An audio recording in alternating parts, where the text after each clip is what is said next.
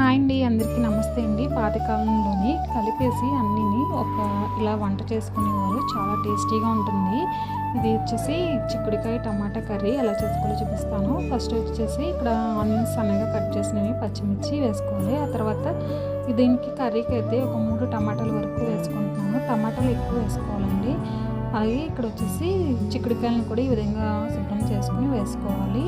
ఆ తర్వాత 1 స్పూన్ కారం వేసుకుని, ఆ తర్వాత సరిపడగా సాల్ట్ వేసుకోవాలి. నూనె కొంచెం ఎక్కువ వేసుకోవాలండి. ఈ కూరకి ఒక 3 స్పూన్స్ వరకు నూనె వేసుకుని ఒకసారి ఈ విధంగా చేతితో కలిపేసుకుని, ఇప్పుడు ఇవి బాగా కలిసిన తర్వాత ఇప్పుడు ఇవి ములిగేంత వరకు వాటర్ అనేది వేసుకొని హై ఫ్లేమ్లో పెట్టుకుని ఉడికించుకోవాలి ఫస్ట్. ఆ తర్వాత కొంచెం దగ్గరికి అయ్యి కొద్దీ లో ఫ్లేమ్లో పెట్టుకుని దగ్గరకు వచ్చేంత వరకు ఉడికించుకుంటే మనకి ఇది చాలా టేస్టీగా ఉంటుంది కర్రీ అనేది. అలాగే చాలా సింపుల్గా మనం పక్కన పెట్టేసుకొని ఇలాగ వండేసుకోవచ్చు. చాలా ఈజీగా కూడా అయిపోతుంది.